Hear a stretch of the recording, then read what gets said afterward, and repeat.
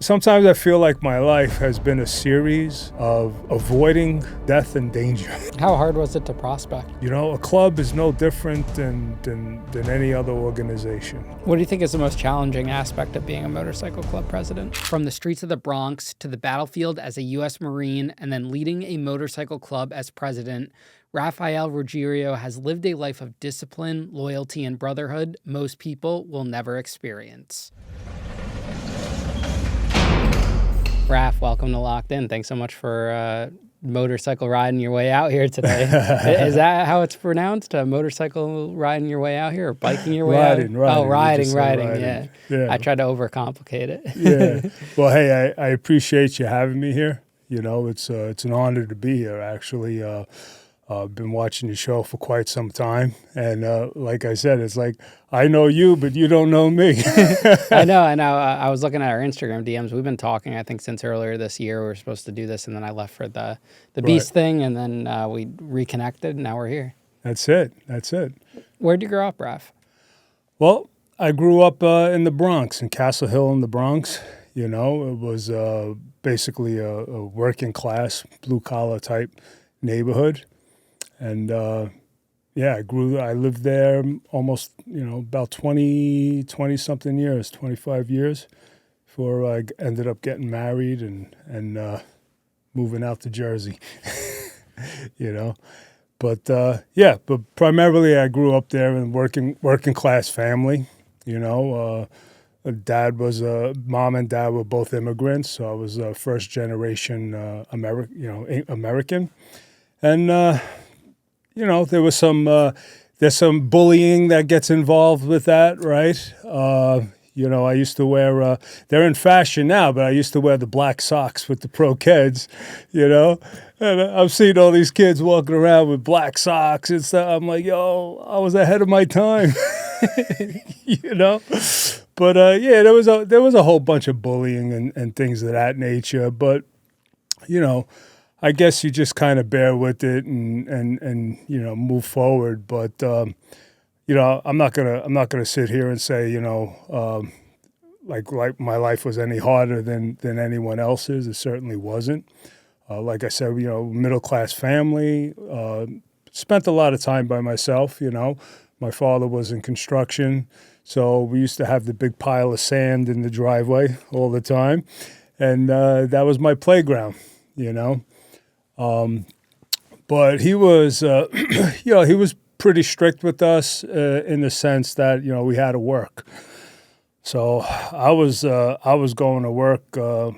I from what I recollect, probably about 8, 9, 10 years old, somewhere around there. Saturdays we'd go to work. If I didn't want to go, my father would be like, "You're a bum," So. It was, it was just one of those things, just one of those things.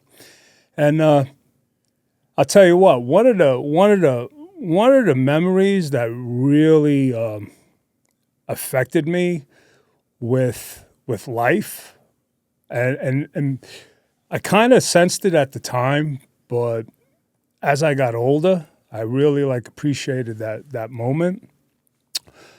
We used to go do HPD work, which is Housing Preservation and Development, right, in New York City. So we would always go into these apartments, low-income apartments, housing and all that, and we would fix them up, right? And we would fix them up, like repair floors, paint walls, and what have you. So I remember one day I was with my dad, one of his workers. I was with one of his workers, and we're going into this apartment and stuff, and there was a couple there with a child, and this lady was beautiful, Spanish lady, gorgeous, and she was showing me all her pictures, that she used to be a model and this and that, and I was like, wow, you're beautiful, and then her man came in, and this was like, nobody worked, everybody was. What I found out later, doing drugs, right? They were all high on drugs. And the baby had to be about, I don't know, maybe 4 years old, 5 years old, somewhere around there. And I'm like, and that really affected me, because, when I got back to the truck, because, it was time for them to write tickets, so I had to go sit in the truck and make sure we didn't get a parking ticket. And it really affected me because I'm like, damn, your lot in life, your success in life or the things you do in life really is like determined sometimes where you're born, like the situation, that things become so normalized. Like, how does a kid like that, surrounded by all this negativity, right, and drugs and what have you, how do they move on in life? Like, how do they appreciate life, right? How do they, and it was just always something that's always affected me, always been in the back of my mind. I don't wake up every day thinking about it, but you understand what I'm saying? It leads you to, like, really starting to have compassion for people, because sometimes people aren't in control of situations, right, or circumstances, and I think that really affected me to have a little bit more compassion. And I'm not going to say there weren't times where I was just a big a-hole, right? And I was, everybody goes through that testosterone period and what have you, and the machismo. But I guess when you start to settle off and, you really think about that stuff, and I'm not like a lib or anything like that, right? Purple hair and all that stuff. But I don't think you really have to be to have compassion for people. Yeah, I look at a lot of the guests that come on the show, and most of the time they were born into their circumstances. Granted, we all have a choice once we get to a certain age, but Right. a lot of the actions, like a mom giving their kid heroin at 8th grade, is it the 8th grader's fault or is it the mom's fault? Exactly. And that sets them on the path to addiction and then to crime. And because it becomes so normalized, right? It becomes so normalized. And honestly, like, when I watch your show and sometimes I'm like, dang, man, that it's like they're such normal people, some of them, right? Like you had a nurse on one time and during COVID, right? And she got arrested for COVID, for the fake vaccine cards. Yeah, I want to say thank you. I probably bought one of hers, because when that whole thing came out, I was like, rebellious against it. It was all just a big crock. I was working construction at the time, and because, construction people were allowed to work, I was actually in the center, the ground zero of COVID in Flushing, Queens, and they would show the hospital with all the police gates all around and the refrigerator trucks there, and I'm going by there. I'm like, there's nobody here. There's nobody here, and like everybody during that period died of COVID, right? You got into a motorcycle accident, COVID, So it was just a big scam. But anyway, all that to say, some of the guests are just so relatable, Like you could see yourself in life circumstances getting arrested, right? Getting caught up, right? Catching a case, right? And all that. So, yeah, I grew up on Castle Hill. We went to Catholic school, My parents sacrificed to send us to Catholic school, and I was very, I was a mischievous kid in Catholic school. Not very, I wouldn't say I was undisciplined. I was undisciplined, but I wasn't like bad, quote unquote bad. I wasn't getting expelled or anything like that. But I was a joker. I would fool around. I would cause disruption in the class and all that. And then I went over to Mount St. Michael High School. After that, and that's where I started getting my little bit of rebellious streak. It wasn't so much a freshman year, but like my sophomore year, started, getting into a little bit of weed, smoking weed and all that, and on the weekends and stuff. And I just turned into a, really rebellious child at the time, or kid, or whatever it was, teen. And I did get suspended from school. I called out a teacher. I was ready to throw down with him and all, And I just had a lot of anger. Had a lot of anger issues, and I guess I could pretend I'm like Oprah and just blame my parents, right, for the upbringing. But then eventually, like you said, you got to take accountability for your actions and all. But yeah, during those high school years, very very rebellious, getting into all sorts of trouble, trying different drugs and what have you. By senior year, we were doing coke and all that, and one of the things about growing up in the Bronx is, you and I'm sure anybody who was born in the five boroughs or like Bridgeport, let's say, right, could kind of relate to it. It's like criminal activity, illegal activity is kind of normalized, right? We used to hang out in Italian coffee shops, and the guys would be gambling in the back with the joke of poker and all that, and every once in a while the cops would come in and they would hit and raid like 10 different coffee shops, and everybody knew it was going to happen, and they got their newspaper article and what have you, and it just was so normalized, doing little crimes and little criminal activity.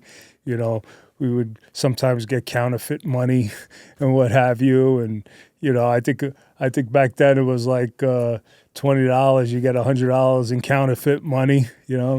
Hopefully I'm clear. The feds aren't going to come knocking at my door, but yeah, I mean, it's just things of that nature, and the Fugazi sweatsuits and the Fugazi chains and all that stuff, and everybody was buying, selling. So it was very, very normalized to do that kind of activity, and I think growing up back then it was a little different because it stayed in the neighborhood, right? What happened in the neighborhood stayed in the neighborhood, right? Like you got into a fight, you got into a brawl. There was no phone cameras. There was no cameras in the sky and all that. And things happened, and you just didn't rat. Somebody, I don't see nothing. I don't know what happened.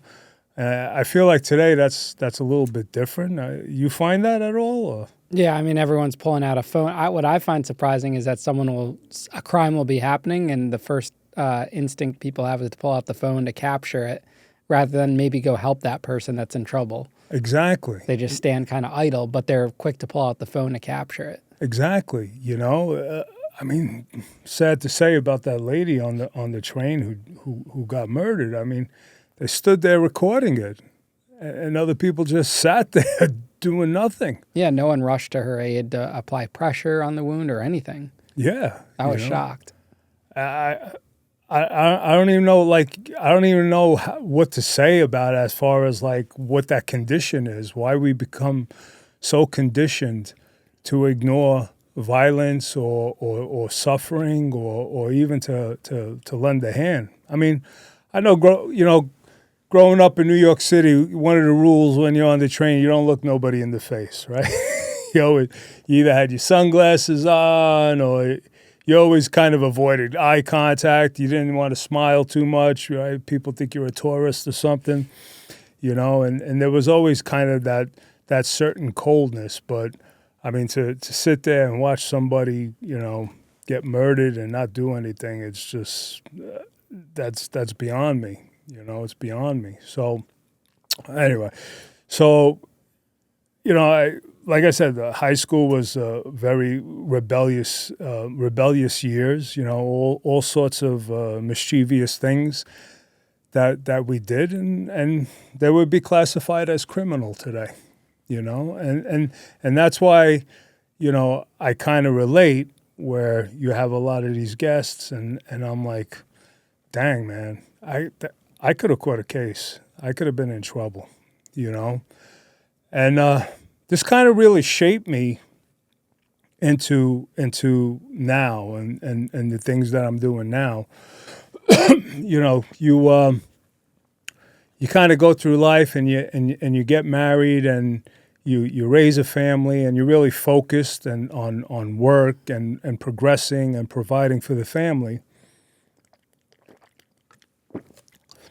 But then you get into a leadership role, and you really start to understand where you're working with all sorts of different people, you know, and in construction doesn't, and that's what I do now. I'm a construction super.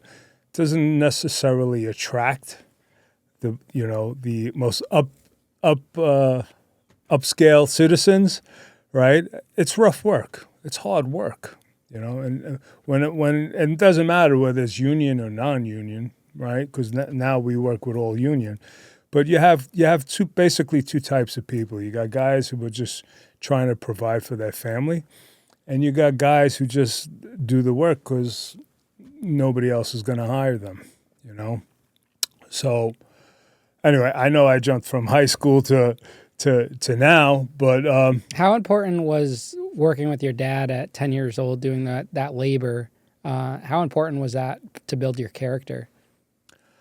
Well, at the time it really sucked, right? And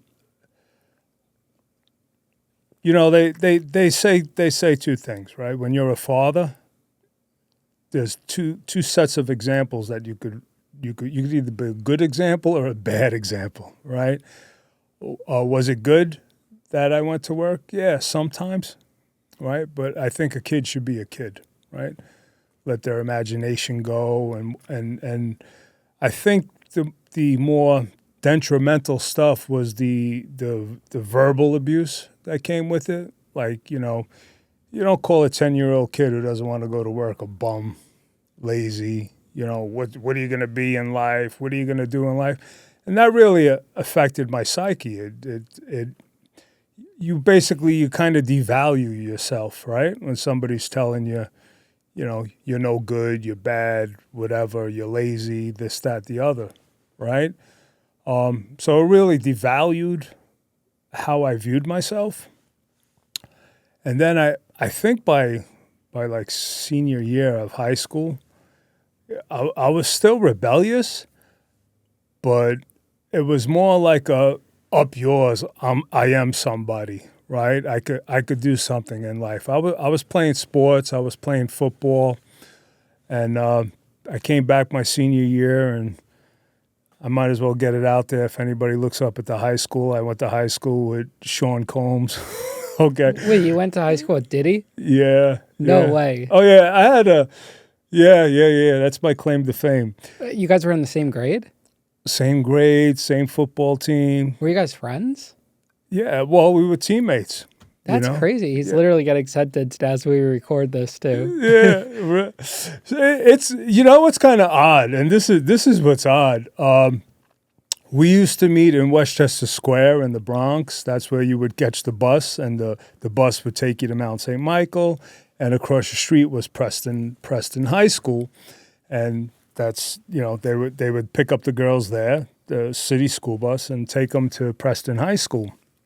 Well, Jennifer Lopez was dating my friend David.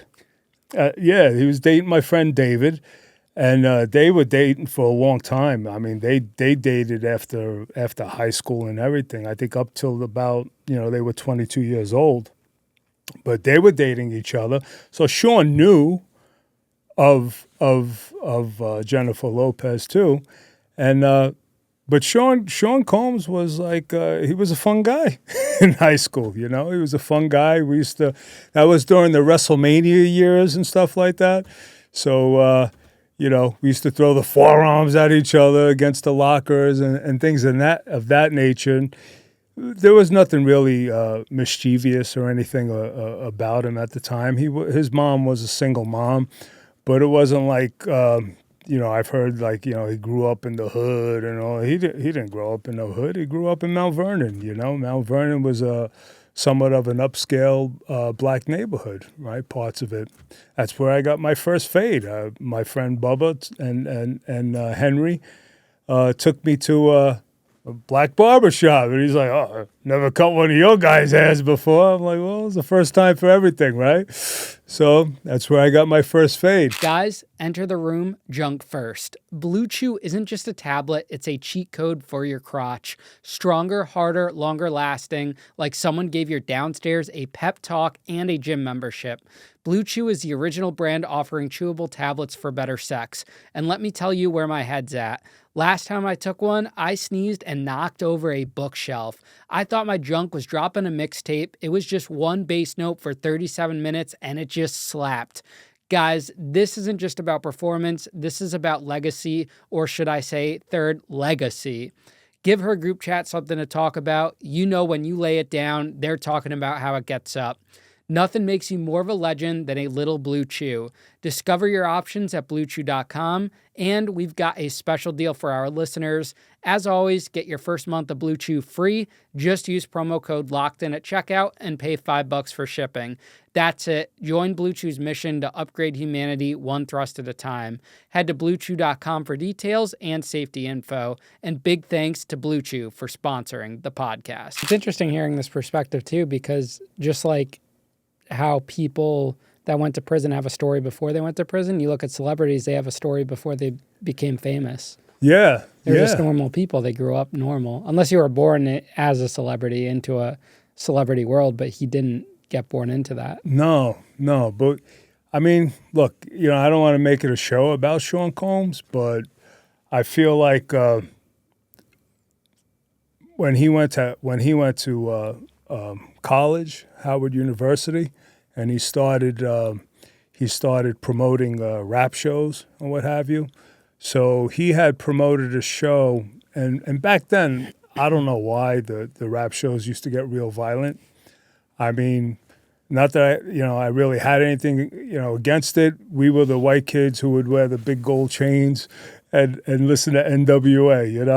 It was actually kind of funny, but what happened was like a whole bunch of people got stampeded on and got killed. And he almost went to jail for it. It was a lack of security and what have you. But anyway, that's kind of like my brush with fame. I had Sean Combs, right? And then I had Jennifer Lopez, and we actually went out on a double date. David, Jennifer, myself, and another girl. And we dated a couple times, and she was just a normal girl, nice girl, really a nice, kind, at the time. And that was it. So it's just kind of amazing to see how, celebrity status changes people. And I guess you become more powerful, or you just have more people kissing your A. And it gets to your head, and it's kind of hard to stay humble when you have that, right? When you have all these people kissing up to you and yes people all around you, But yeah, that's my brush with fame. Why do you think certain people can grow up in the same area as you and go down a completely different path? More or less end up in prison or battle addiction? Because there's so many people that have come from Brooklyn, from the Bronx, those rough areas. And a lot of people might even blame that upbringing led to, prison, say. But in your case, it didn't work that way. Yeah. And during high school, we had friends. We had friends who died, because of drug dealing or what have you, guys who went that way. I remember Gatto. He was a stud, man. This kid was Italian kid. He came from Italian Harlem, which is just a little enclave right next to Spanish Harlem. And he was just a stud driving, whatever the hot car was back then during high school. And I'm like, yo, be careful, man. You're You're gonna get yourself. Don't get caught up. You know, he's like, don't worry about it. I got it. And it's just you get that easy money, that taste for easy money. You know, and just one day we didn't see him. I said, I guess he's not coming to school no more. And winter came, blah, blah, blah, and nobody heard from him. Nobody saw him. His cousin went to school with us. And then come March, when the rivers started to defrost, his body came up, you know, and they found him dead, you know. And he was a phenomenal running back. Let me tell you, this guy was a stud, man. He could have went somewhere. You know, I have another friend whose father was in the mob, and you know, he was another stud, awesome quarterback, phenomenal quarterback.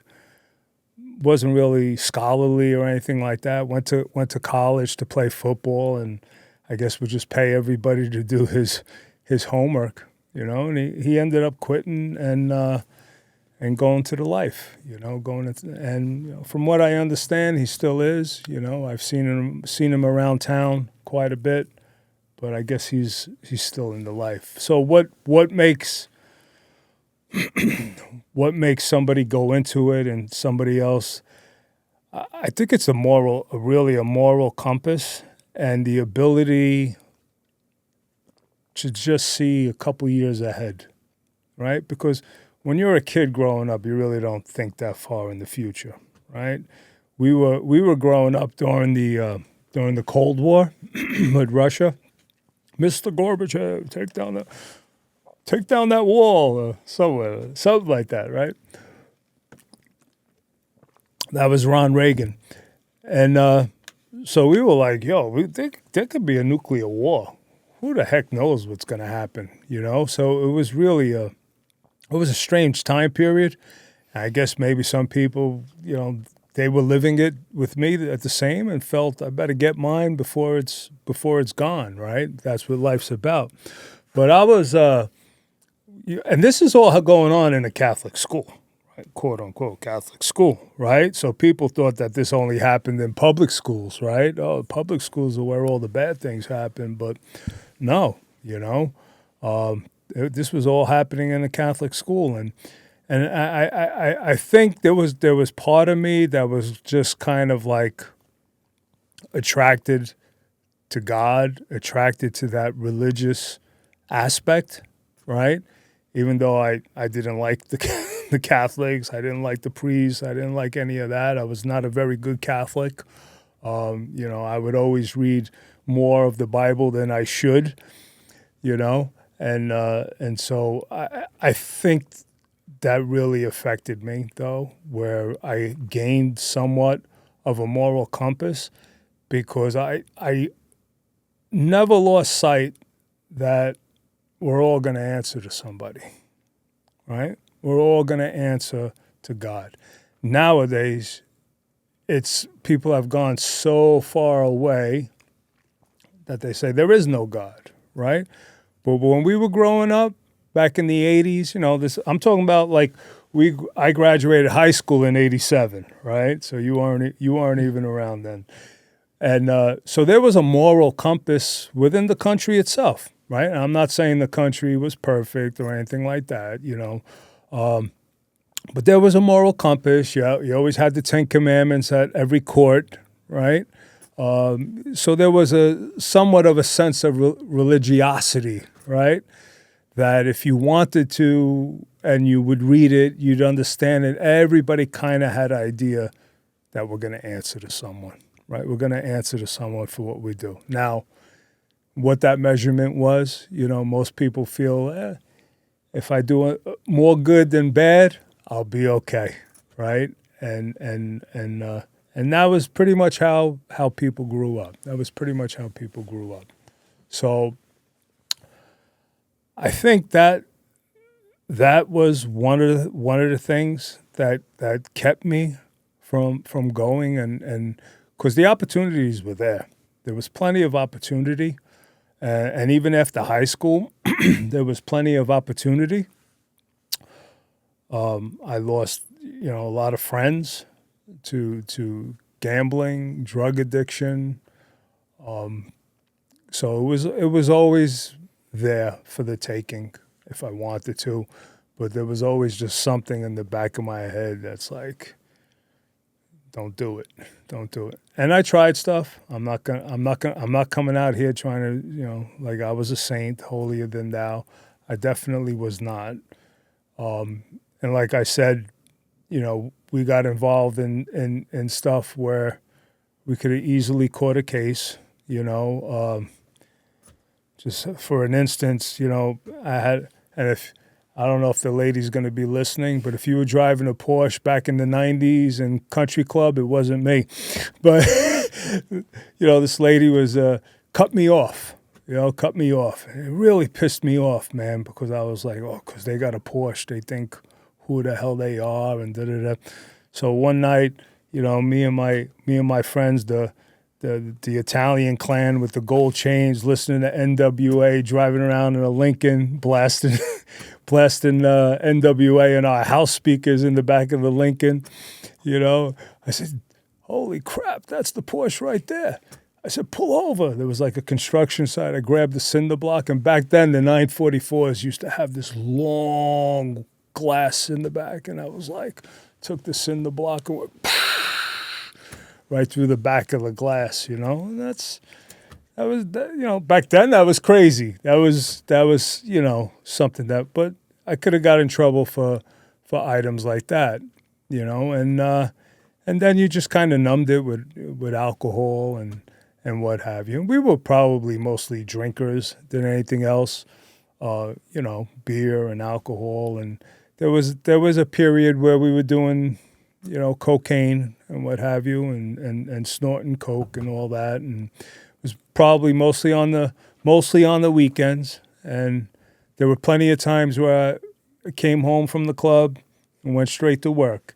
And that was the funny thing, because even though we were getting high and getting drunk and what have you, you always had to go to work, no matter what, So to go back to your first question, and you asked me about work. I guess that work ethic was definitely instilled in me, and I guess the fact that I had to prove that I'm not a bum was instilled in me, that I had to go to work. I had to go to work, and I always worked. It didn't matter if it was high school, college, or what have you. I always worked. Where did you go to college? So I kind of took a year off. I took some time off. It was probably about a year or a semester or so, if I could recall. And I went to Westchester Community College, which was a great school. I know community colleges get bum raps, but it was a great school. And I took civil technology, which is basically civil engineering light, right? And it was a 2-year program where you would learn to become a super, right? You learn how to run projects, and even during that whole period, I was running a job full time. And a lot of the guys that are actually running construction companies and sites today that I still run into, went through that program and were actually in school with me. So it was a very good program.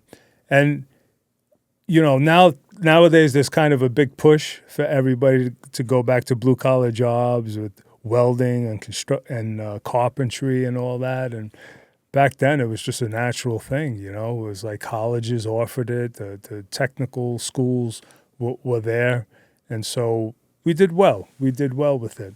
So, yeah, the work ethic was there, even though, I fooled up, I got caught up in some stuff, and the moral compass was there, right? The moral compass, even though you try to numb it and you try to bury it, and what have you, So later on, one of my friends, he was actually a year older than me. he came into the program at Westchester Community College studying civil technology, Roland Costanza. And when this podcast comes out, I'm going to send it to him. Roland Costanza, he really affected my life because he was a Marine Corps sniper. And I remember him in high school. He was the biggest pothead, boy, smoking every day, and just like he had that pot smoking laugh, you know, that pot smoking laugh all the time, and he came back, and I saw him, and he was just a serious person. I mean, intelligent. You know, at the time we were doing trigonometry and stuff, and I was having some challenges with it, and he's like, the way I do trigonometry, we did it in sniper school. You have to learn, you know, the trajectory of the bullet with the distance and all. And I'm like, where'd you learn this? And he's like, the Marine Corps. I'm like, I need some of that, man. I need some of that. There was always a drive to be better, right? That I wasn't enough. I wasn't enough as a person. So there was always a drive to be better. And yeah, he really got me stoked on it. So I ended up signing up for the Marine Corps, and this was Desert Storm started coming. So we were over in Iraq, and you know, it was just like a peace mission that they call, you know. And so I signed up for that, and I went in, and during boot camp, I got out of boot camp, went through the boot camp process, and ended up, it turned into a war, right? It's a full-blown war. And it's amazing because, like, sometimes I feel like my life has been a series of like avoiding death and danger, right? And I don't know if it's a guardian angel or whatever it was, dumb luck, whatever you want to call it. It was just strange because I said it 3 times already, but I'll say it again. So many times where I could have been caught up, and I didn't. And in this case, we were prepared to go to war, right? We were prepared to go to war. You joined the Marine Corps for that purpose, right? Everything you do when you're learning self-defense, you do a strike, it's kill, right? So it's ingrained in your head, and you learn to follow orders. And what was funny too, though, was like during boot camp, and I loved my drill instructor. He was from Jersey, big cocked black guy, man. He was awesome. But even back then, there was just something in me. I was like, I had that rebellious spirit. I'm like, up yours.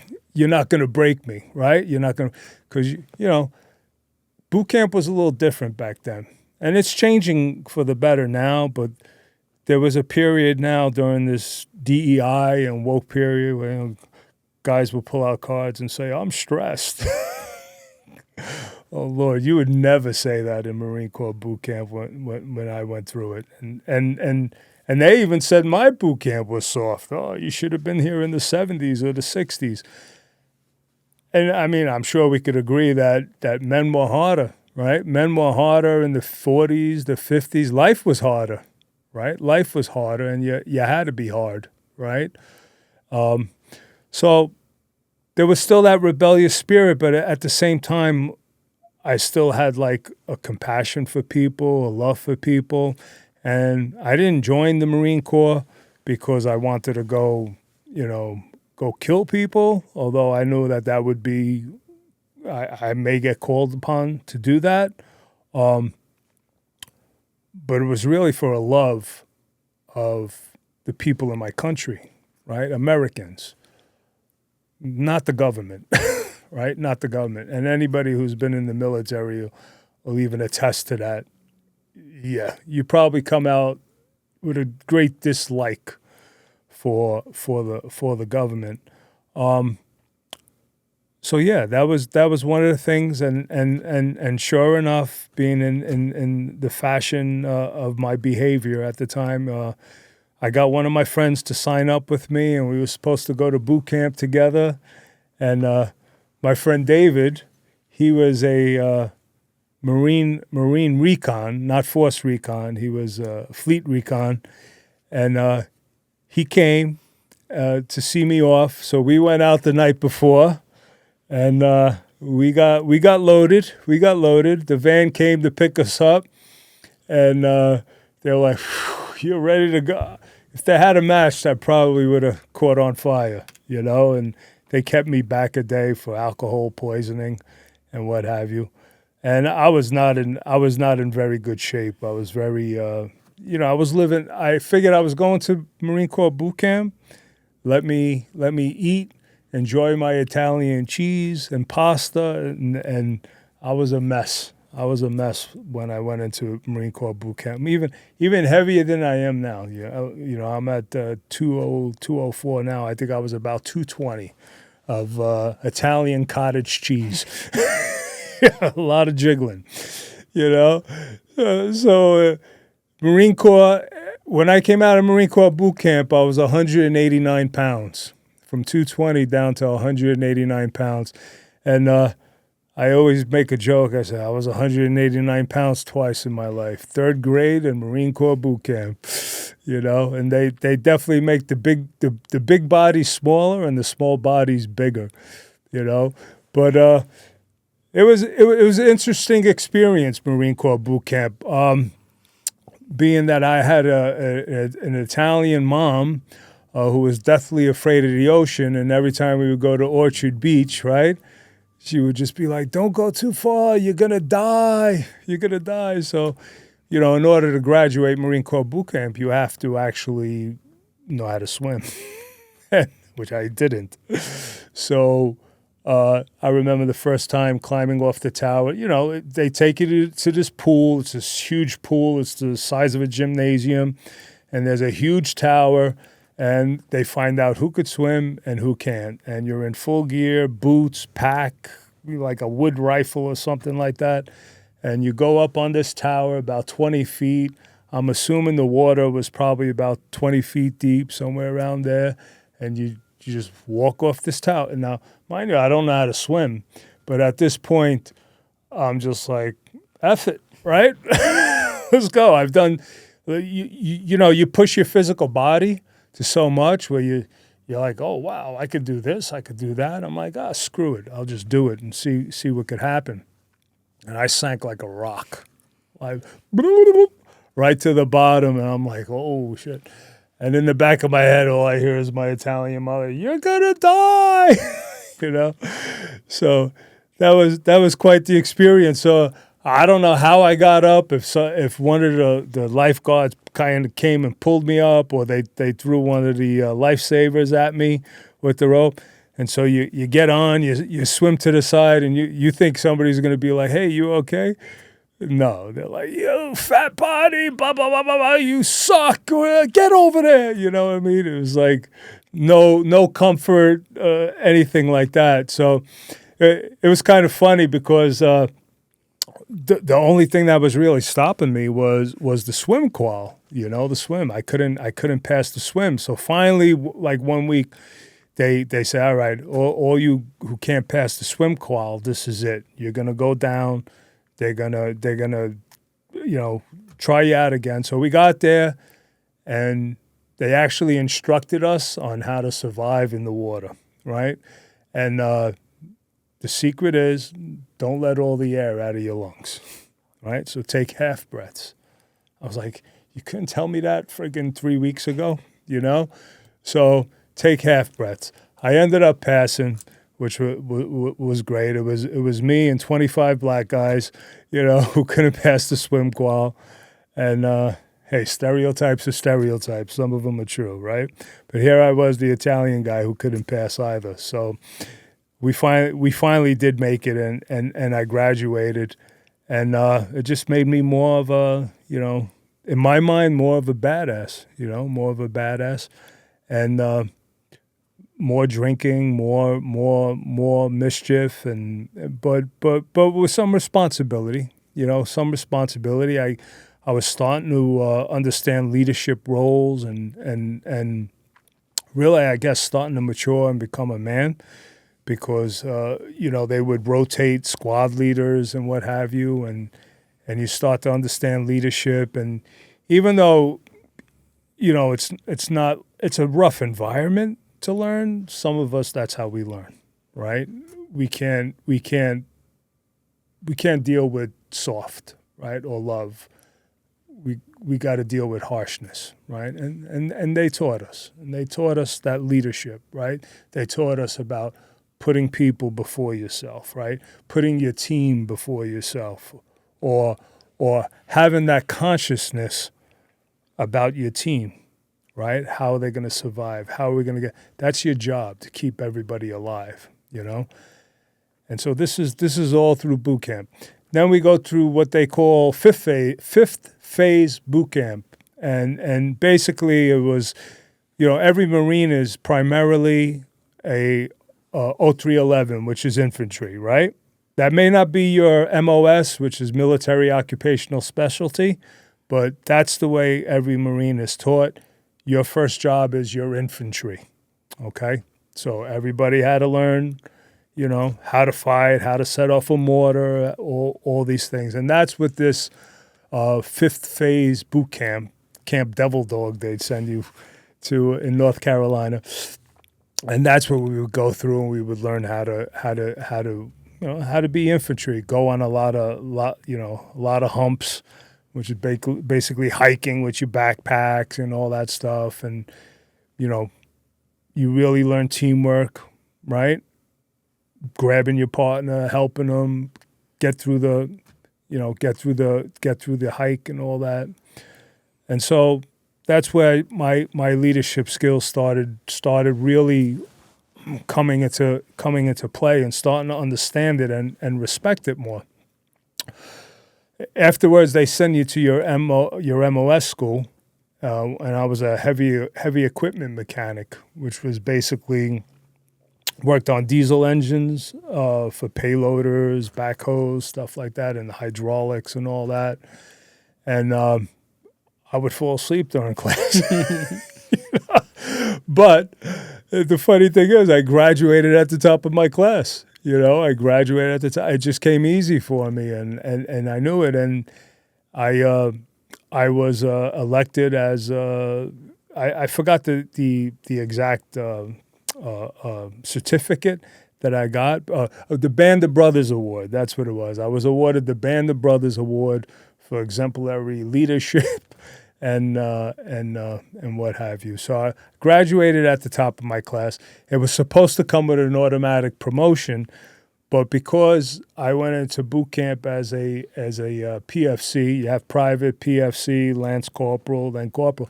They're like, there's no way we're going to give you Corporal coming out of your school, which makes sense, right? Because a corporal's a non-commissioned officer, right?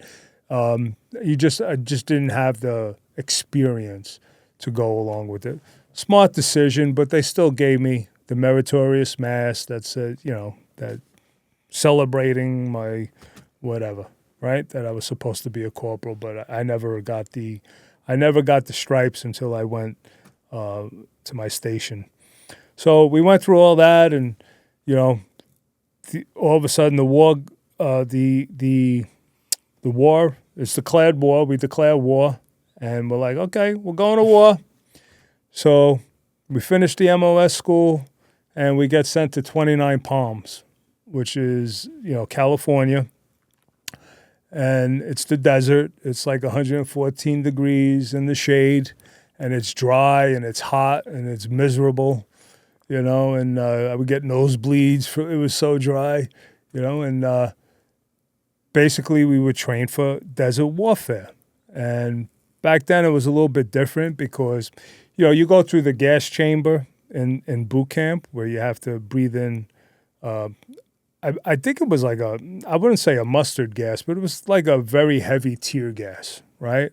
you were leaking fluids from every orifice after you breathed this stuff in. I mean, everybody came out just dripping, snot trails for about 15 miles, man. It was unbelievable. So we went to the desert training.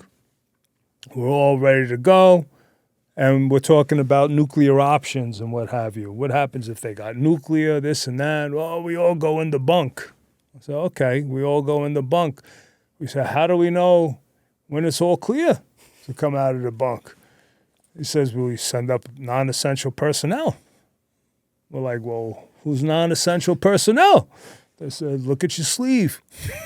If you got no stripes, you're the first one. If you have one stripe, you're the second one. I'm like, damn, and you realize how insignificant your life is, right? But I guess, to save the team and what have you. So, long story short, we're thinking we're going to war, that's it, blah, blah, blah. But if you know anything about Desert Storm, it's probably one of the shortest wars ever fought. It was called the 3-day war, and again, I avoided catastrophe. I avoided, being in the mix. Not by my choice, just by happenstance. And so, I went to my station, my duty station, did my work there until I left. Actually, what had happened was I got hurt physically. I was involved in a car accident. Originally, I had signed up as a reservist, and I ended up doing like 2 years active before, and that's not how it's supposed to be, but I'm like, whatever. You end up doing like 2 years active, and then I finally got to go to my reserve station, so now you have to work, right? And then you go to your reserve station, and I ended up getting into a car accident while at work and rupturing all my lower discs. And so I ended up getting an honorable discharge from the Marine Corps, and that was my Marine Corps life. That was the story of me in the Marine Corps. This episode is brought to you by Prize Picks. You and I make decisions every day, but on Prize Picks, being right can get you paid. Don't miss any of the excitement this season on Prize Picks, where it's good to be right. This football season has been wild, and I've been locked into Prize Picks every single week. I cashed out last weekend when my lineup hit, and honestly, it makes watching the games way more exciting. So here's what I'm rolling with this week on my Prize Picks lineup. George Pickens, more on receiving yards. The Panthers' defense is as bad as their offense, and Dak Prescott has clearly found his guy. I think Pickens eats this week. Christian McCaffrey, more on rushing, plus receiving yards. I don't even need to explain this one. He's the ultimate weapon. When he's on the field, he's putting up numbers. David Montgomery, more on rushing yards. He had a slow game last week, but he's going to bounce back hard against the Chiefs. That's the beauty of Prize Picks. It's simple to play. You just pick more or less on 2 to 6 player projections. If you get your lineup right, you could cash in. And they make it easy. Prize Picks operates in more than 40 states, including California, Texas, and Georgia. Deposits are quick and safe with Venmo, Apple Pay, MasterCard, whatever you use. And they even offer injury reboots, so if your guy goes down in the first half and doesn't return, it won't count against you. Plus, Prize Picks invented the flex play, which means you can still cash out even if your lineup isn't perfect. That's why it's my go-to for daily fantasy this football season. So if you're watching football anyway, make it more exciting. Download the app today and use code Ian Bick to get $50 in lineups after you play your first $5 lineup. That's code Ian Bick to get $50 in lineups after you play your first $5 lineup. Prize Picks, it's good to be right. How old were you when you got out of the Marines? Man, I had to be 19, 20, 21, somewhere about 21. About 21 years old. And you went back to construction when you got out? Yeah, I went back to construction. I actually started doing a little bit of chain link fence and iron fence. My father had at this time, we kept working for the family business during all of high school and all that, and he kept growing and he was doing really well with his business at the time. And he was a millionaire when $1 million meant something, right? So we became, our house became affluent. I wouldn't say we became affluent because I was anything but affluent. But we were blue-collar millionaires, right? Blue-collar millionaires. I didn't know it at the time, but I guess that's what we were, So yeah, went back to the construction realm and started doing that, started doing my own business, and you realize how messed up people are when you're in a contract and you're doing all this work and people just like, F you, I'm not going to pay you. Like, what do you mean? And just trail you along till you can't do it no more. And you just don't have enough money to operate and you go out of business, You realize, wow, man, people are just messed up. People are screwed up, man. How could you do that to somebody? Like, how could you do that to another human being, purposely make them suffer like that when you're sitting on the money, And I don't have to tell you the legal system is all messed up. It's very hard to get justice, especially in situations like that. So I just basically shut down and went to go work construction, When do you start to develop a passion for motorcycles? I always had a passion for motorcycles. Back in 7th grade, I started riding. Actually, before that, we used to go to a friend's house, and his sons, they were older. They always raced Yamaha dirt bikes and Suzuki, and so I would just always take their motorcycle and go around the house, and that's all I did all evening while the parents drank wine and ate cheese or whatever it was that they were doing. And they were the other guys were older than me, but they were like, take the bike, take the motorcycle, and just go around the house for an hours at a time in one big circle. And yeah, I was young. It was probably about 5th, 6th grade that I was doing that. And then 7th grade, I finally got my own motorcycle. I got a Suzuki DS100, and 1982 Suzuki DS100, and I still have it today. Really? It came back to me, actually. That's a funny story. It came back to me.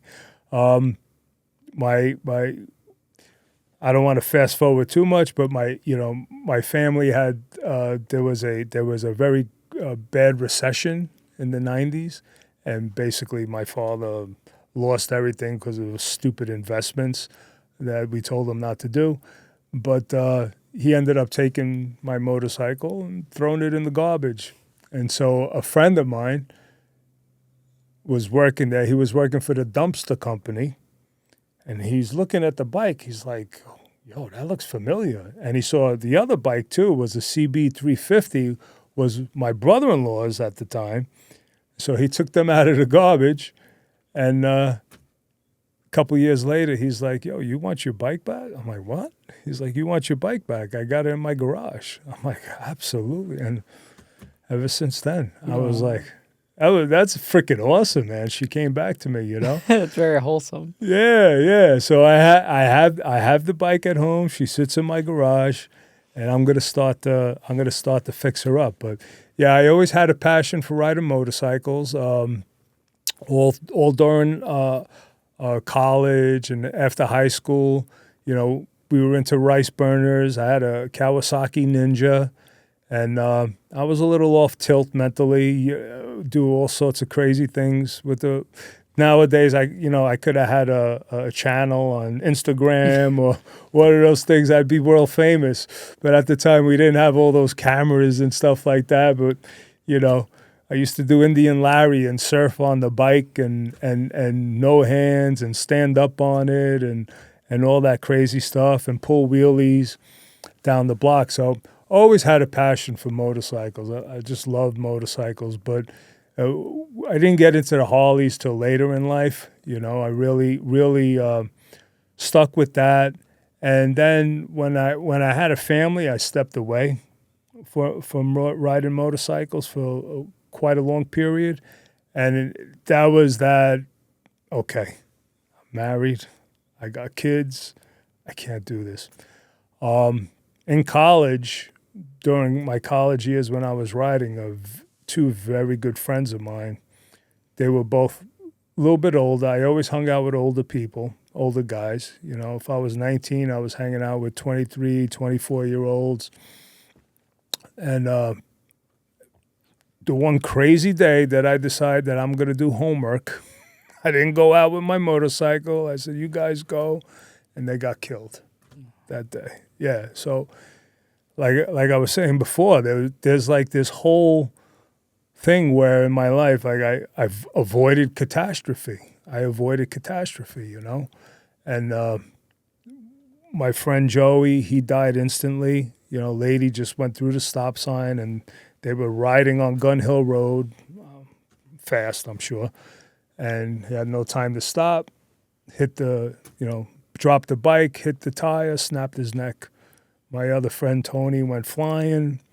He was just basically alive, but not alive. You know, his eyes were open, and then a couple years later he died. You know, and it was sad. You know, he had a wife, he had a child, and that really affected me. I know he loved them tremendously, and we would work together. You know, because during college I always worked, and we would always work construction together, and he was just so full of life, and to see him there, just like existing, nothing going on. It was sad, and his wife and son were basically left to fend for themselves, right? Basically left to fend. Oh, she actually took care of him. She's a very honorable woman, you know, and so even though it was tragic, you also see like the way people step up, right? The sacrifices that love allows you to make. You know, she had a small child. She started working full time, taking care of her, having the nurses' aides and all that stuff. And I think he survived about 5 years after that. So she did it for 5 years. And I'm still kind of in touch with her on social media. And from what I've seen, she hasn't remarried or anything like that. Her son's grown up now and married and what have you. But I think that really affected me where, you know, one day I was over a friend's house. I got hammered. I'm like, F it. I'm not riding no more, man. You know? So it was kind of like a little bit of a depressing period when you lose two friends. And so I put the bike down. You know, somebody bought it, took advantage of my situation, whatever. I'm like, I don't give a shit. Take it, you know? And so I got rid of it, you know? And then I just started working construction. How did you get back into riding? So I got back into riding because my responsibilities were basically, I don't want to say done, but you get to a point in life where it's like you're going to work, you're on that mill every day, just running like that little gerbil or hamster on the wheel, and you're like, man, this sucks. This is all I do. And my kids were getting grown to a point where, you know, they could survive, right? They were 2 graduated college. The other 2 were in high school. For some reason, we had, you know, I've been married for 32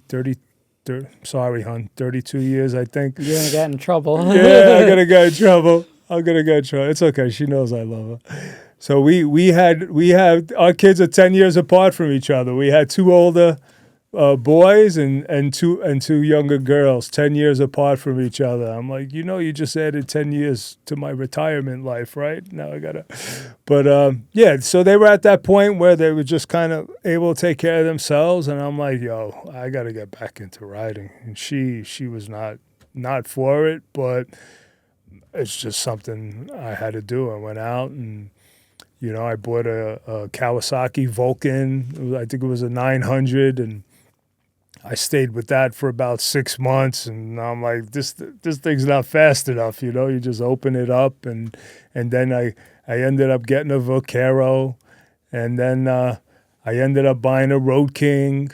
You know, I have a beautiful classic 2003 Road King that it was on Sosa's show. That's the one that we took the picture with. and now I got a 22 Road Glide that's outside, the red one, and I just love it. I love it. I knew, you get to an age in life where you got more summers behind you than ahead of you, and you're like, I gotta live, man. I gotta live a little, So I wanted that brotherhood again, like in the Marine Corps. In the Marines is one thing that people can say about Marines. The brotherhood is for life, right? Whenever you meet another Marine, it's just a natural bond because you've all been through the same process, I guess, right? The same boot camp and what have you, and you just have that fraternal thing in common, right? So, and I kind of wanted that, but at this point in life, it was like, I had given my life over to Christ. I was a born again Christian. I'm like, I don't think I would do well in one of the top fours, the big guys. I said, I don't think I would do well there. And I was just searching. I said, there's got to be something out there, And there were two clubs at the time, Least of Saints and one that shall not be mentioned. That's basically a cult. And I was like, I actually went to go visit that other one, and just dealing with the guys, I'm like, no, this isn't for me. I came over to Least of Saints. I met the guys, and it was funny because at the time I used to wear a Spartan ring, and in the back of our cut, we have a Spartan head, and they were like, oh, you're a Nazi, So I started getting into the club with them, We would just ride, and we ride a couple, as a group, we ride, two times a month minimum, and then ride during whenever we want. But we've grown in that. At the time when I joined, I was just a nobody. You have to prospect. And you go through a period, and then they have a vote if they want to let you in or not, right? You got to see if you get along with the people, if you're able to get along, if they like you, you like them. One person says no, and you're done, right? So they decided to make me a full patch member, and it's been like that ever since, How hard was it to prospect? Well, look, so it was a Christian club, so let's right? Prospects in other clubs go through a lot worse than what I went through. I didn't go through nothing in comparison, so I'm not gonna sit here and cry me a river or anything like that. It was nothing. Prospects in other clubs, especially the big clubs, go through a lot. Your life is dedicated to that club. That club comes before your family. It comes before your God. You work, right? Everybody has a job, but it's basically so you can ride. It's tough. It's tough. But at the same time, it's like those men who made those sacrifices in those clubs and who carry on that tradition really make the culture what it is, right? I mean, people see me riding and they see a cube that says MC on the back of my cuts. They're thinking, it's like we spoke about before, right? There's a particular club that everybody just automatically thinks is synonymous with riding, but they're the ones who created the traditions and the environments, and that all came from military. Right? That all came from military. A lot of these clubs that have been around from the 50s, the 60s, these were all men who, just came out of like World War II, Vietnam, and they just wanted that thrill again, whether they were fighter pilots or just the adrenaline rush from war, the Brotherhood, They just wanted that again. So they had this passion for riding motorcycles, and they started forming these clubs. And California was a big spot for the motorcycle scene. I mean, you could ride all year round, right? I was like, oh, that's awesome. And it's funny because when I was growing up, that was probably one of the most amazing sights, was seeing these guys on a motorcycle, man. Because like in the Bronx, there were clubs, and at the time there was like the Chingalings. They're still around. Great club, long tradition in the Bronx.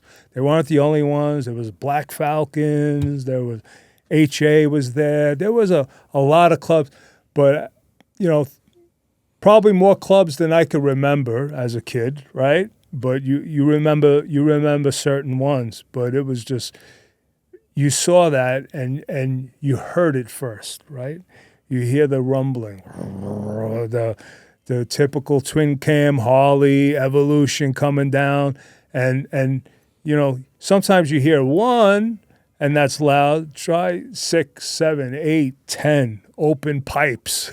Right, coming down, you're like, what is this ruckus, right? And it's just, they grab the attention. Life seems to just stand still, and everybody just looks and pays attention, right? Without them even doing anything.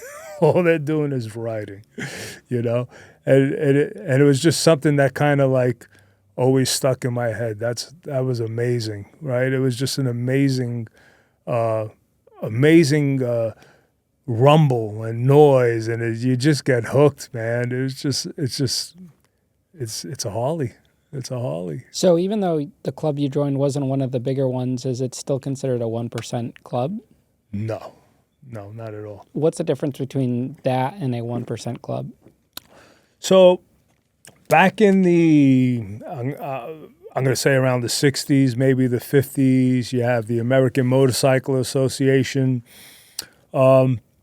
You ever hear the Booze Fighters? The Booze Fighters was formed in California.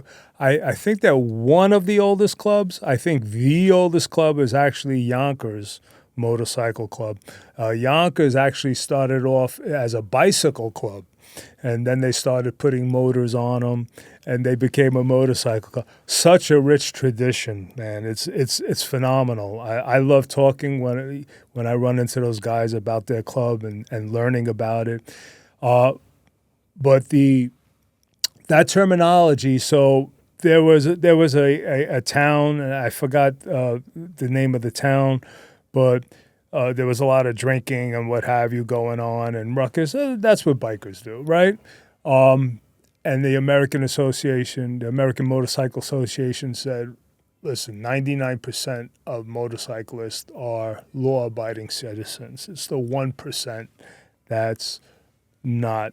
They're outlaws, right? And that's how that came about with the 1%, right? And now you see the 1% diamond, and that's earned, right? That's earned, and you gotta. In the motorcycle culture, you got to show respect and give respect, right?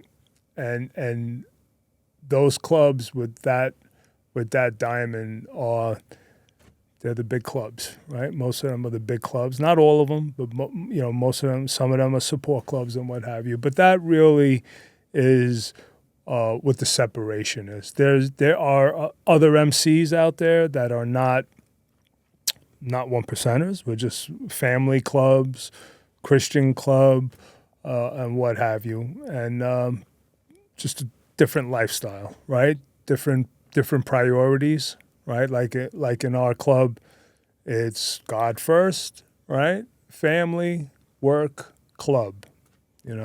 From what I hear in these other clubs, it's club first, and then everything else. No, you're still structured the same way, though, in the sense where you have a president, you have like a treasurer, a vice president.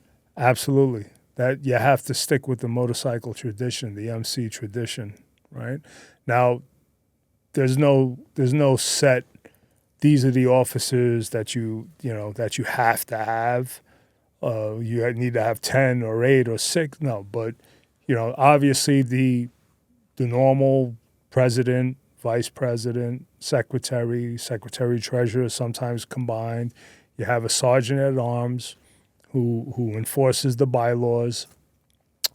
And in our chapter, because in our club, because we're a Christian club, we have a chaplain who's also an officer, right? And the chaplain is responsible for the spiritual well-being of the club, right? And he actually goes out. Our chaplain is very active, as well as a lot of our members, going out and visiting other motorcyclists who are sick in the hospital, what have you, need prayer. But also, regular people. If somebody, we have a waitress who loves us, a diner we always go to, and, she was sick and she asked us, to pray for her. We love her, Vivian, hi.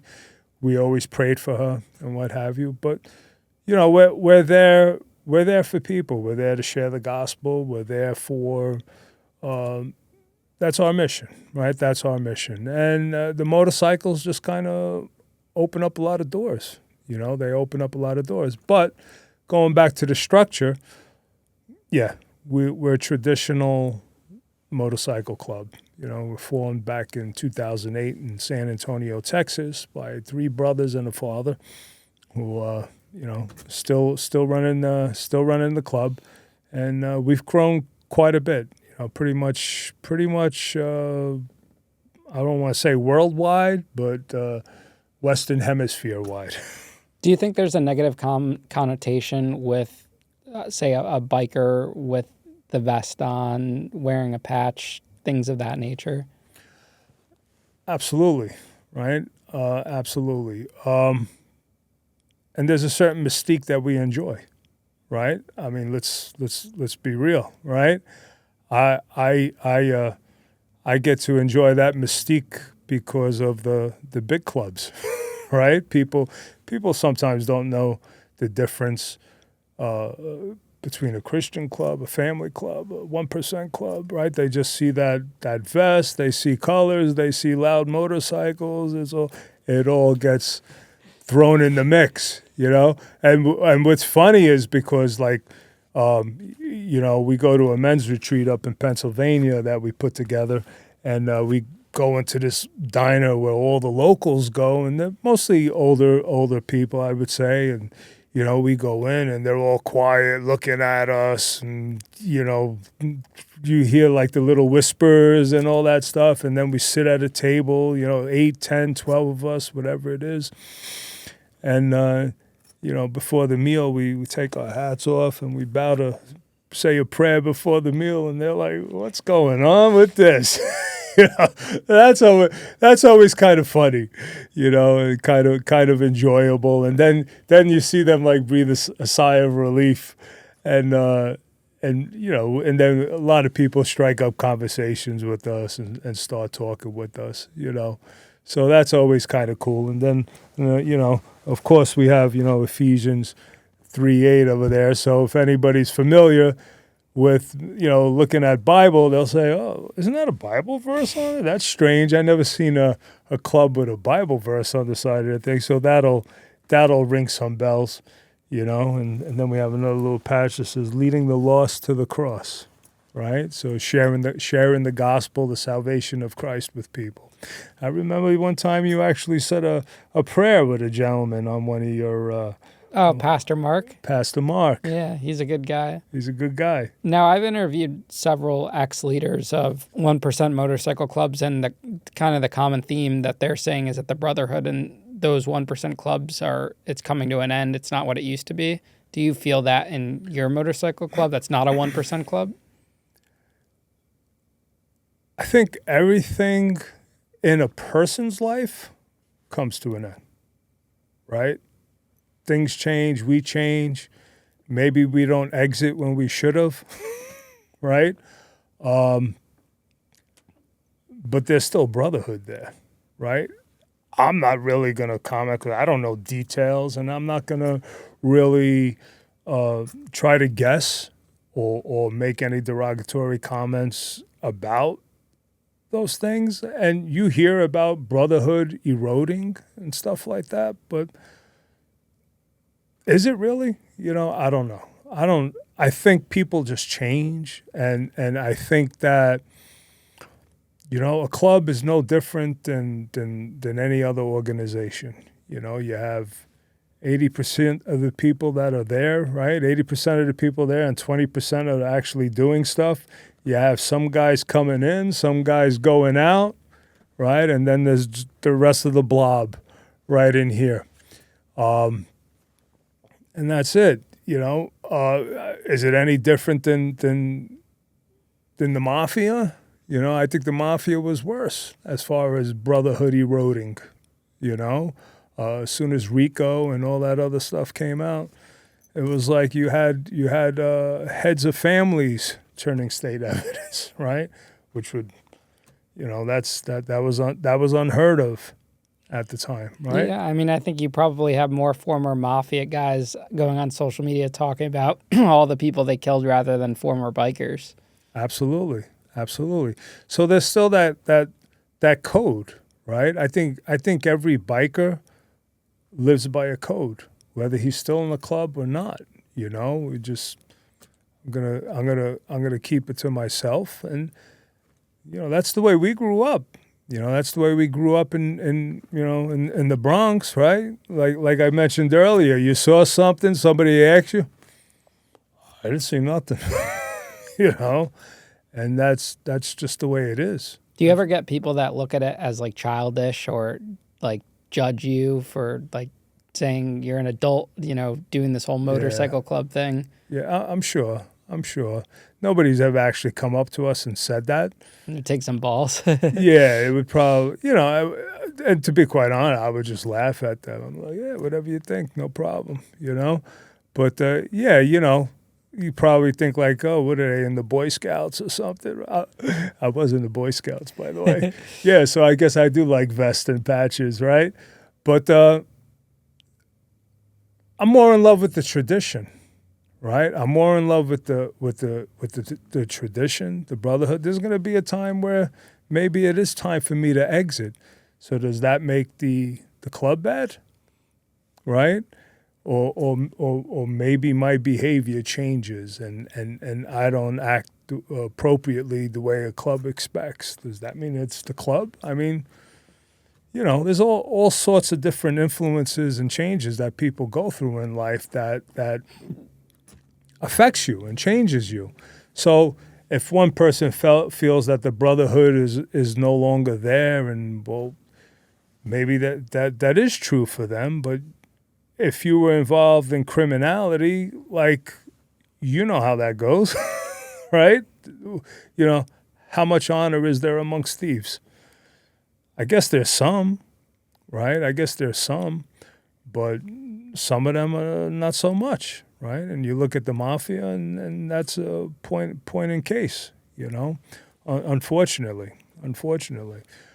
So I think a lot of that has to do with opinion. I've never ran across another club where I showed them respect and they disrespected us, and it didn't matter if we were a Christian club or not. You give respect, you get respect. It's that simple, right? It's that simple. I think that's what's missing in our society, as a matter of fact. There's a certain honor and integrity, right? That is just, it's not there. And I think although social media is great and it's an awesome tool, I mean, you're making a living off of it, right? And I would not have even known about you if it wasn't for social media, right? I think a lot of times with the commentary and stuff, people don't get punched in the face anymore when they make certain comments, right? Facebook and what have you, they say the dumbest, rudest things without any conscience or care about the person that they're speaking about, and there's no repercussion. Right? There's no repercussion. And so that's what I see in society today. And I think that, they're always pointing towards the bad examples where they say Brotherhood is eroding and this and that. But, there's some of these clubs that have been around 100 years, 60 years, 70 years. How many businesses can say that, right? How many other clubs could really say that, right? So, and I mean clubs in general, right, can say they've been around. I mean, look at Yonkers Motorcycle Club. It's been around 100 years. Who could say that? That's hard. So, yeah, while you're there, there's definitely brotherhood, and if you get involved in stuff, that's on you. How long did it take for you to become president since you joined? It didn't really take that long. There was just different circumstances that happened. It wasn't like I was gunning for it. It was actually I actually didn't want to be an officer. I just had so much responsibilities and stuff in construction, climbing up the ladder. I mean, you could probably hear my phone ringing in the background now. Climbing up the ladder and doing so. I just wanted a place where I could ride and just follow, right? And just follow somebody else's lead and just be a follower, and that was like my therapy. What have you, right? And I was okay with it. I was okay with it for a while. But then they asked me, they saw I had some organizational skills. They're like, yo, you got to be the secretary and treasurer. I'm like, okay, if I must. So I became the secretary treasurer, started organizing the chapter a little bit more, and then that was for quite a period. And we had our SA, and we had a chaplain also involved. Our president at the time comes in one year and says, I'm going to nationals. And, you guys got to figure out who's going to be president. And everybody's looking at you. And they decided I was going to be it, And so, yeah, I've been president now, I would say almost, I think I want to say about 3 years now. Yeah, about 3 years, 3.5 years. Do you enjoy it? Some days. I guess that's like every job in life. Some days. It's you enjoy it. It's a responsibility. It comes natural to have that leadership role. It's some days it's like herding cats, and other days it's like a well-oiled machine. I guess that's kind of like the way any life or organization is. But yeah, there's a certain amount of respect and honor that comes with the position, and even other clubs recognize and respect the presidency. Doesn't but at the same time, I don't let it get to my head, because today I'm president, maybe tomorrow I won't be, right? One thing I've learned is never to fall in love with a position or a role, right? Even now, as in the construction aspect, they gave me a business card one time, and it says, Director of New York City Infrastructure. I'm like, wow, that's not, who's this? They're like, those are your cards. I'm like, oh, do I get a raise with it? No. Thanks for the card, right? It's a title. It's a title, but it's responsibility, The way I see things, anybody who's in a leadership role is basically your role is to keep the machine moving, right? To make sure the responsibilities are getting done, and that you create an environment for your people to succeed, right? Whether it's in a club or whether it's on the job site, you want to create that environment for people to succeed. Growing up in the construction world, there was always kind of a attitude of you hide the secrets of the trade and what have you, and older guys would always try to trip up the younger guys and get them fired. And I wouldn't say all of them would do that. You always found that one or two nice guys who would be like, hey, come here, let me show you, right? And so, but generally speaking, that's pretty much like I said, in any club, any chapter, any environment, blah blah blah. You always create that environment of success where people can be successful at their job. That's what I think a leader's role is. Of course, you got to provide the vision, right? You provide the vision, but you're also the most servant-minded, right? The most servant-minded. Sometimes you're cleaning toilets. Sometimes you're using them, right? Sometimes you're sitting on the real throne, and people are giving you honor, and sometimes you're cleaning it. I mean, that's just the way it is. What do you think is the most challenging aspect of being a motorcycle club president?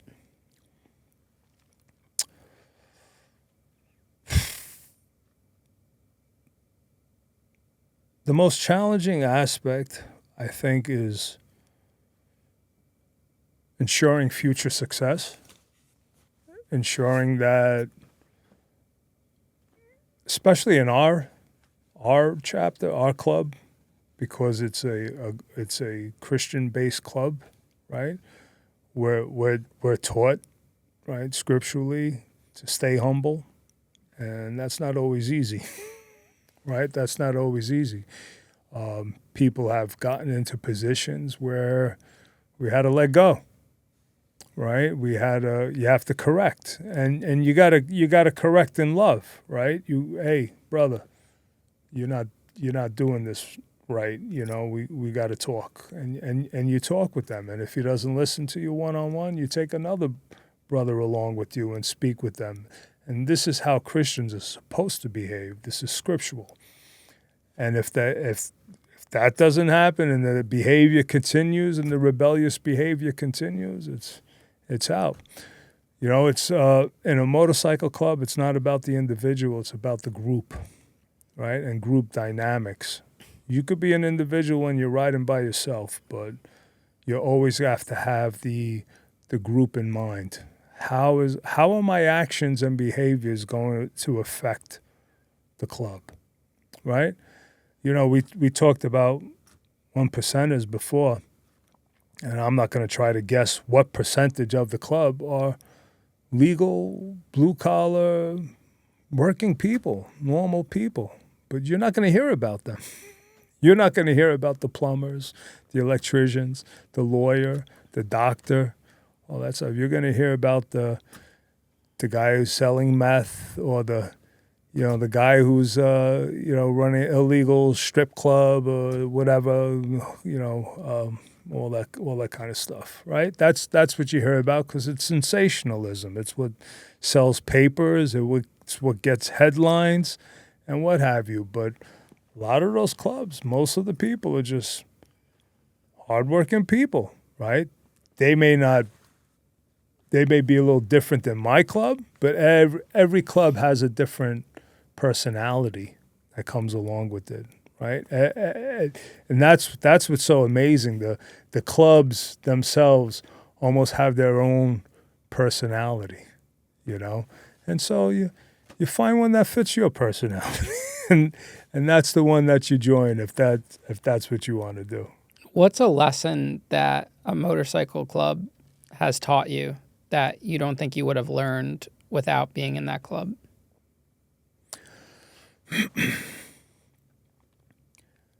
So I'm going to have to take it to my Christian walk, right? So I go to what people will refer to as a conservative Christian church, right? So we read the Bible, we try to understand it, we try to do what it says, right? Whether that be in our worship service, whether it be in our walk. And don't get me wrong, I'm by no means perfect. There's some days where I curse. There's some days where I get angry. There's sin in my life, right? I'm not trying to, pretend that I'm holier than thou, right? But at the same time, you read the Bible, you know what's right, so you would always hear about different denominations, different Christian walks and all that. but it was only in theory, right? So what we do with our club, right? The only thing is you got to be a born-again Christian, right?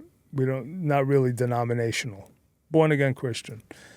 Within that helm and that hemisphere, there's so many different aspects of it.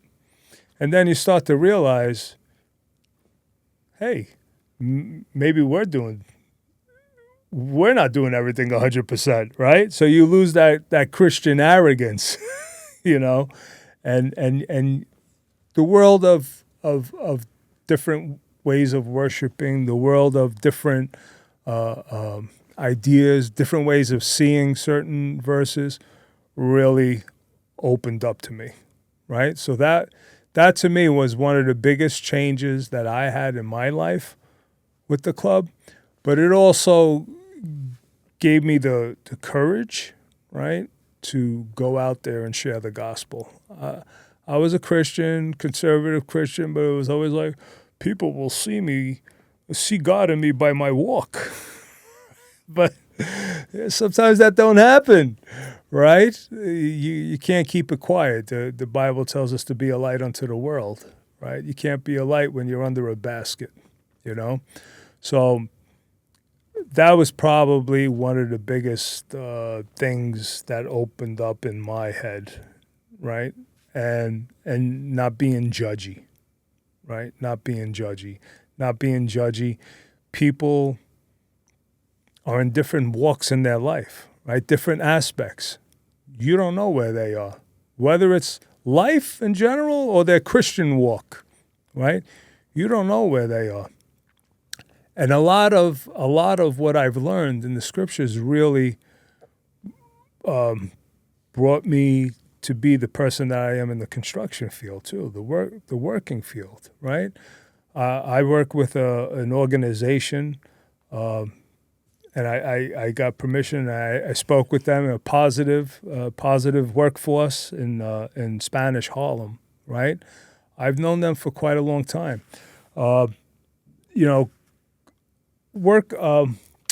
Coalitions used to be looked down upon, right? And to some degree they are, right? Looked down upon by the unions and the construction world and what have you.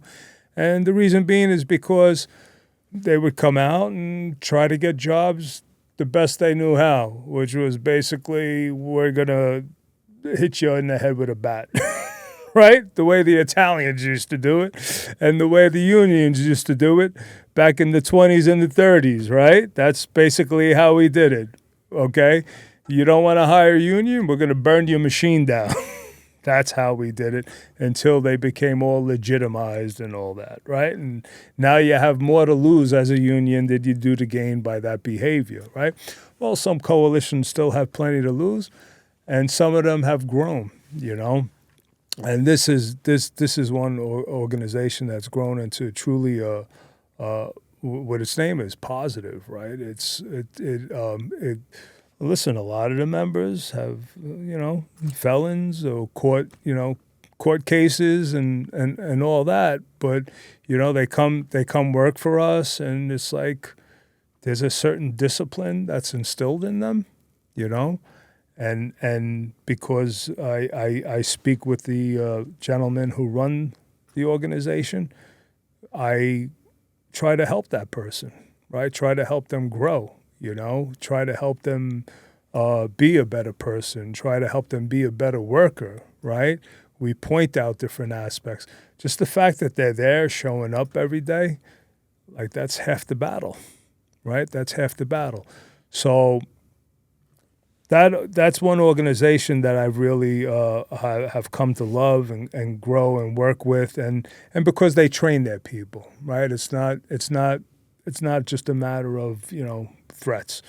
They train their people, and the people that they put out are well trained for whatever the position is that they're going to put them at.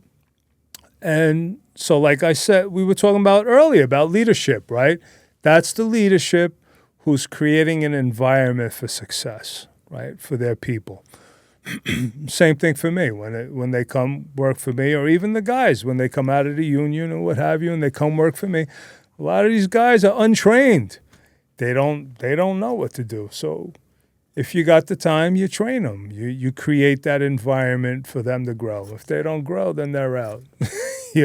But you got to have a hunger, you got to have a work ethic, and you got to show up.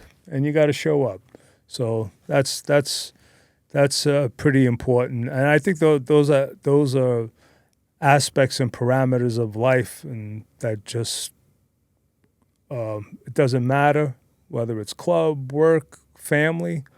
I think those are important things where you create that environment for success. What advice would you give to a guy that's just coming out of prison right now?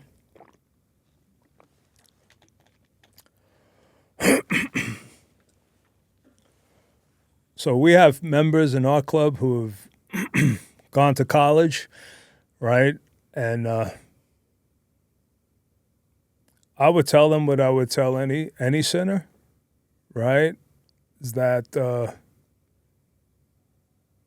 you're not who your past is, right? You have an opportunity to be different, right? I didn't say it was going to be easy, and I didn't say that the world's going to roll a red carpet out for you, because it's not. And before I go into that advice, I just want to say this. Why I love this podcast, right? Because this podcast probably has more people who've never caught a case, who've never been to jail, that watch it, right? And so I want to say to them, give them a chance. Some of the most loyal people I've ever worked with were imprisoned. Give them an opportunity. Everybody deserves a second chance, right? Or a third sometimes. Some of my guys are on their 10th. But I love them, right? I love them. They got good hearts. For somebody who's coming out of prison, I would say, if you can, get into construction. Go work, right? Start to bring in that legal money. Whatever aspect that it is. $100 made legally is better than $1,000 made illegally, because nobody's going to come and take it for you. Change your environment, right? I have one of my guys. He's really struggling because he's in a bad environment. He surrounds himself with just bad people. But I try to encourage him. He shows up to work every day. He shows up. And again, what's the timeline on him? Do I cut him off because I smell weed on him, right? And as legal as it may be, it is not legal in construction, fellas, okay? You cannot drive while influenced. You cannot operate equipment. The insurance company will have you pee in a bottle and go take a test. At home, do whatever the heck you want, right? But, where's that person on their walk? I don't know. Do I cut him off? Right? If I cut him off, then what happens? What does he do for a living? Is he working hard? Yeah, when he's here, he's working hard. So let him work, right? Let him work. Everybody's on different paths. Everybody's on different walks. Not everybody is going to be a leader. Some people are okay just being a follower. The higher up the scale you go in construction, we're the top dogs in New York City, right? There's not too many places, and I always kid around with my immigrant workers. I say, hey, if I go to your country and don't speak the language, do you think I could get a job in construction making $100,000 a year? They look at you and they're like, of course not. I'm like, yeah, imagine that, right? You can't, but you could come out of prison, get into a labor union, and make $100,000 a year plus. Have health benefits, right? Fix your teeth, take care of your health, provide for your family, right? And actually have something at retirement, like plan a future, So my recommendation would always be try to get into a labor union in whatever avenue that may be. If you have to start off working non-union, right? You start off working non-union, but work your way up to it. To me, I believe, people always talk trash about unions, And now I'm a registered Republican, and I wasn't always a registered Republican, right? And they were the first ones to always talk trash about unions, but there's a lot of Republicans in unions now, But the point being is that when a union's strong, our families are strong, right? When unions are strong, our community is strong. It's not about socialism and communism and all this crazy fear tactics, right? It's who fights for the little guy? Who fights for the family man, right? Do you think George Soros is going to give me a job for $250,000 a year to provide for my family? Well, he'd rather crush me and take my $250,000, right? There's particular people that are higher up on the echelon that are evil and bad, and as a group, you're able to fight against that, right? And whether it's through politics or politicking or protesting or what have you, the unions got to do what they got to do. But my advice: start off as a laborer. That's what I did. I was a laborer when I was young, and I worked my way up into surveying and doing the engineering, and then I was like, oh, that super drives a nice truck, and I just kind of worked my way up. But that was part of my personality. I know 731 laborers who are millionaires. And then not just millionaires from the union working every day. They take that money, they buy an apartment building, or they buy a 3-family home, live in one unit.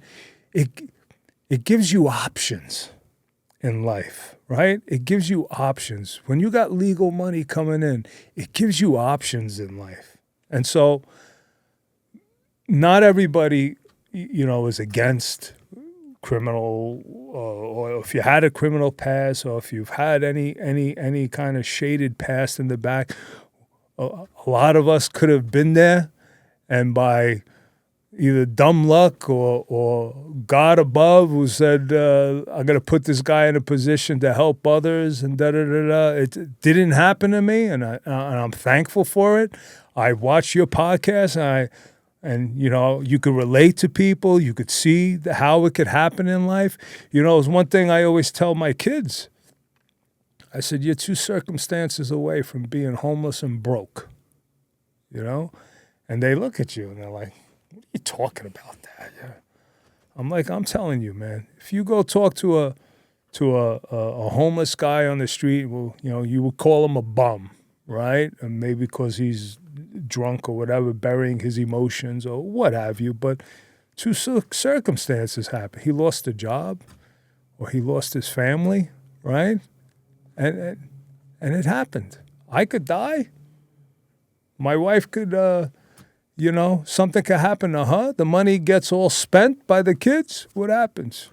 You're homeless. So maybe it's a little bit of an exaggeration, but I don't think so. I think it can happen. It can happen to people. So that's why I always tell my kids in the back of the head, you're always 2 circumstances from being homeless, right?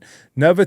And the reason I say that is not to be scared, work like an animal, but never take things for granted, right? Never take your job for granted.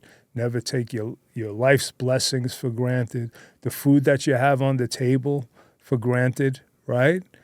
And never look at a person who's down and look down upon them, right? You don't know their circumstances. Maybe you go talk with them, right? And try to build them up. So I don't want to get all flowery and all that, but that's life, right? That's life. If we don't do it, who's going to do it, right? If we don't help each other as humans, right? As New Yorkers, as Americans, as who's going to do it? Nobody's going to do it. Every time one of our fellow man becomes a worse person, it makes a worse society, right? When we all get better, right, as individuals, the whole society gets better, you know?